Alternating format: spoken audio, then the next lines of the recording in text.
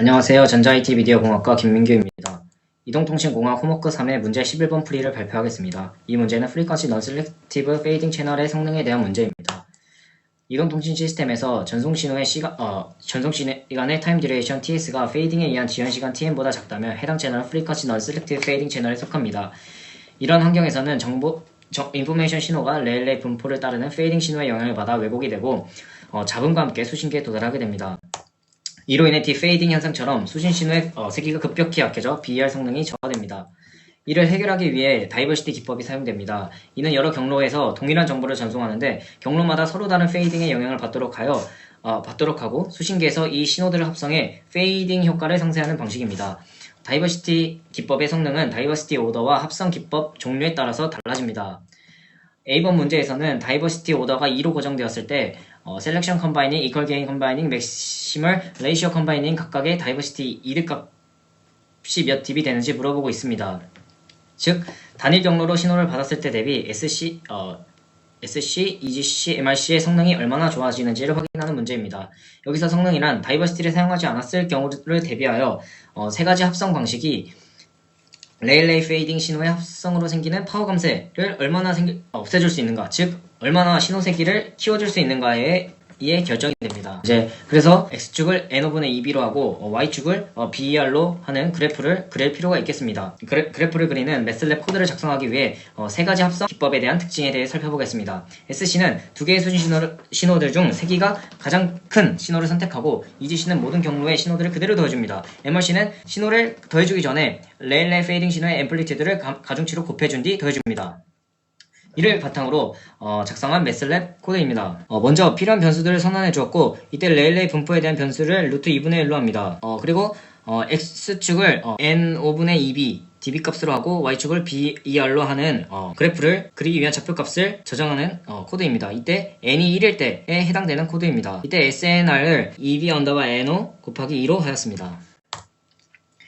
마찬가지로 L이 2일 때 BER 그래프 좌표값을 구하기 위한 변수들을 선언해줍니다. 이때 SNR 값을 L이 1일 때 SNR 값의 2분의 1로 설정을 하여서 인포메이션 신호의 비트당 에너지 값의 합을 일정하게 유지시켜줬습니다. 그리고 SNR 합성에 대한 BER 그래프 좌표값을 저장하기 위한 코드이고 수신받은 신호 중 신호의 세기가 더 큰 신호를 선택하는 그 코드입니다.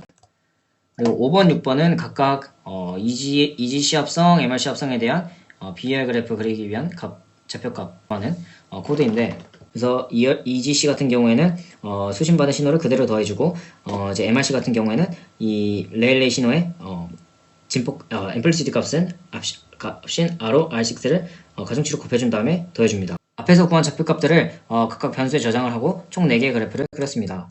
이게 이제 매슬랩으로 그린 그래프이고 BER이 10-2분의 1승일 때 각각의 X축 값을 살펴보면 다이버시티 합성을 사용하지 않은 경우가 13.87dB, SC가 9.1dB, EGC가 9.01dB, MRC가 8.43dB라는 걸 알 수 있습니다. 즉 문제에서 구하고자 하는 각각의 다이버시티 이득은 이렇게 위에서부터 4.7, 4.83, 5.45dB가 됨을 알 수 있습니다. 이를 통해 MRC, EGC, SC 순으로 성능이 좋음을 알 수 있었습니다. 이것은 SC의 경우 들어오는 신호 중 세기가 약한 신호의 파워를 버려버리기 때문에 가장 성능이 좋지 않습니다. 이와 달리 EGC와 MRC는 여러 경로로 들어오는 신호의 세기를 더해주기 때문에 낭비되는 신호는 없습니다. 하지만 EGC 같은 경우에는 신호의 세기를 그대로 합성하기 때문에 품질이 좋은 신호에 대한 영향을 반영해주기 어렵습니다. 이 문제를 해결하기 위해서 MRC 방식에서는 레일레이 페이딩 신호의 앰플리튜드를 가중치로 곱해준 뒤 합성을 해주기 때문에 품질이 좋은 신호의 영향력을 키워줄 수가 있어서 성능이 가장 좋은 합성 방식임을 확인할 수 있었습니다. B번 문제는 가장 성능이 좋은 합성 방법인 MRC에서 다이버시티 오더에 따른 성능 비교하는 문제입니다. 특히 BER이 10-2승인 경우 AWGN 채널과의 성능 차이가 3dB 이내가 되도록 하는 L의 값을 찾는 문제입니다. 다이버시티 차수의 커짐에 따라 성능은 좋아집니다. AWGN은 레일레이 페이딩 신호의 영향을 무시한 채로 노이즈의 영향만 고려하는 경우이므로 L이 무한대의 경우이고 성능이 가장 좋은 경우입니다. BER 그래프상에서 BER이 10-2승일 때 X값이 가장 작게 됩니다.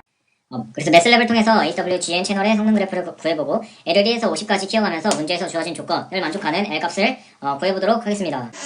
필요한 변수를 선언하고 AWGN의 BER 그래프를 그리기 위한 좌표값을 구합니다. 그리고 AWGN 채널의 BER이 10-2승일 때 X값을 구해줍니다. 값을 저장해줍니다. 예. 그리고 이제 다이버시티의 L 값이 커짐에 따라서 이 BR 성능값을 구하기 위해서 그리고 이제 L을 1부터 50까지 포문을 만들고 L이 1일 때부터 BR 그래프 좌표값을 저장을 합니다. 그리고 앞에서 구한 AWGN 채널의 성능과 3dB 이내에 있는지 판단을 하고 만족하는 L값을 구하게 되면 포문을 탈출하게 됩니다.